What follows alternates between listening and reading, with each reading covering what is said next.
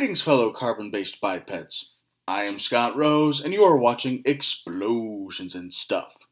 Today, I'll be reviewing the 1993 film Angelfist, starring Kat Sassoon, Michael Shaner, and Melissa Moore. An overview of the film? After her sister is murdered for witnessing an assassination, Kat Lang heads to the Philippines to find out what happened. She meets a man who offers to help her and suggests she enters a martial arts tournament in her sister's place.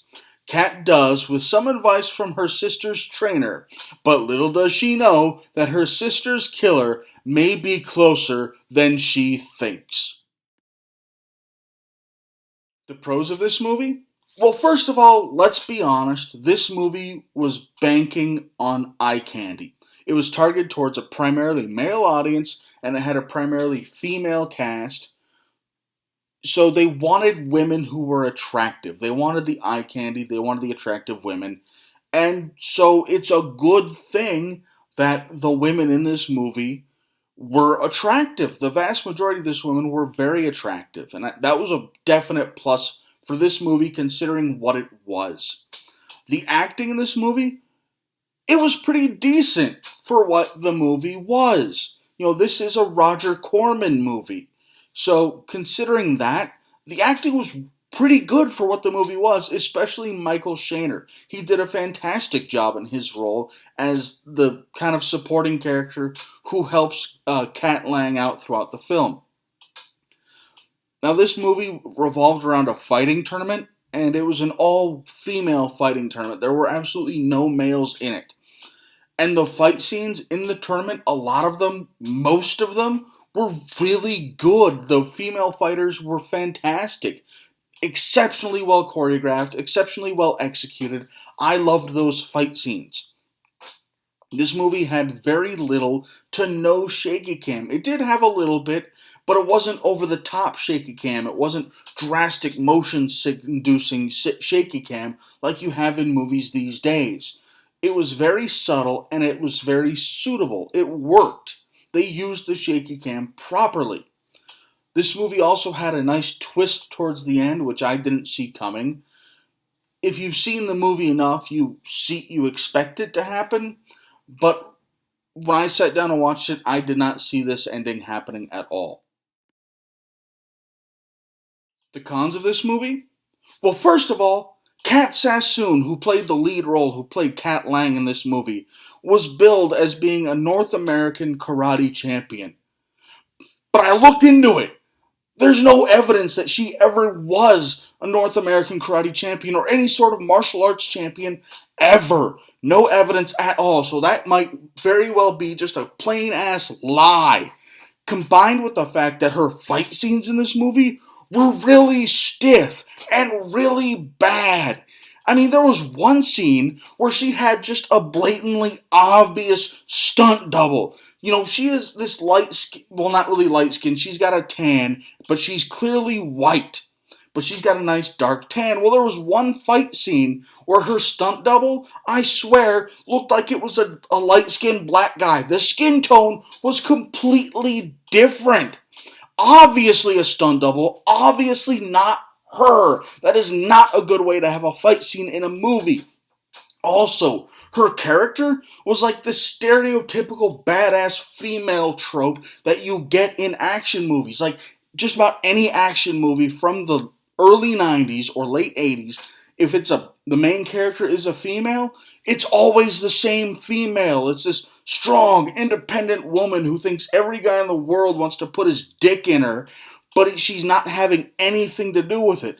I got nothing against a strong female character. I got nothing against lead female characters.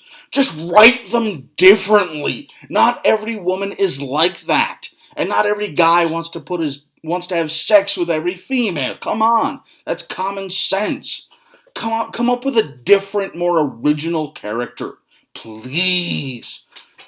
Also, for some reason, Kat Lang just doesn't know how buttons work for some reason. I don't know why, but she's almost always wearing the button-down shirt, but they're never buttoned. She just takes the two ends and ties them shut. to just push out her boobs.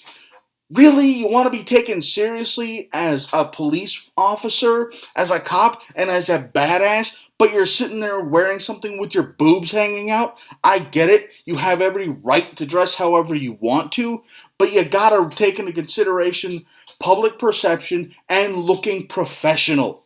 Really, people aren't going to take you seriously as a cop if you're sitting there showing off your cleavage. It's not going to happen. And on the topic of how characters are dressed in this movie, for some reason, despite the fact that all these fight scenes with these no-name characters in this tournament were just amazing and wonderful, none of them were dressed like fighters. I swear to God, every single one of these characters in this fight scene, in that tournament montage, they were all dressed like they were going to some step aerobics class or something, with the frickin' leotards and the short tights. It was unnecessary. I get that they're trying to appeal to a predominantly male audience by having these women fighting in these really tight clothes. I get it. But no! Let them look like fighters. The way you have them dress is unnecessary. Let them dress and look like fighters.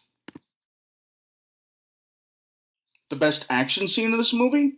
Here's where it's going to be kind of controversial. My favorite action scene in this movie is actually a scene where Kat Lang, played by Kat Sassoon, is just getting out of the shower and 2 or 3 guys come in the room and try to kill her.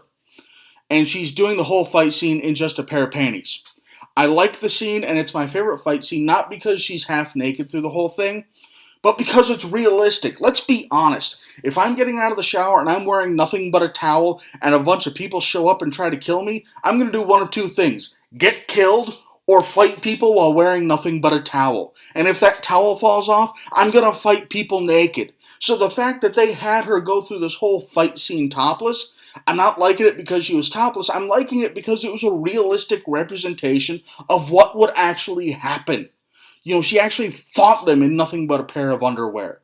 While yes, the whole fight scene was just an excuse to have her topless and fight people while topless, it was nice that there wasn't like, oh, time out, let me put a shirt on. No, they would kill you if you tried to do that. So I like that they actually had it happen, the fight scene, the way it was, with her fighting them topless. Just, self-preservation kicking in. My overall thoughts on this movie? This strikes me as the kind of movie where they wanted to make something with a strong female lead, but they also expected a predominantly male audience, so they wanted to make it appeal to that audience. I mean, come on, this is a Roger Corman movie. That should give you some sort of an idea of what you should expect from it. Overall, I give it the Zangief. If someone wanted to watch it, I wouldn't mind watching it again, but I wouldn't go out of my way to. Thanks for watching. If you enjoyed this video, please feel free to like it and subscribe to my channel for new action movie reviews posted every week. Also, if you have any recommendations for movies you would like me to review in the future, please leave them in the comments below. Thank you and have a nice day.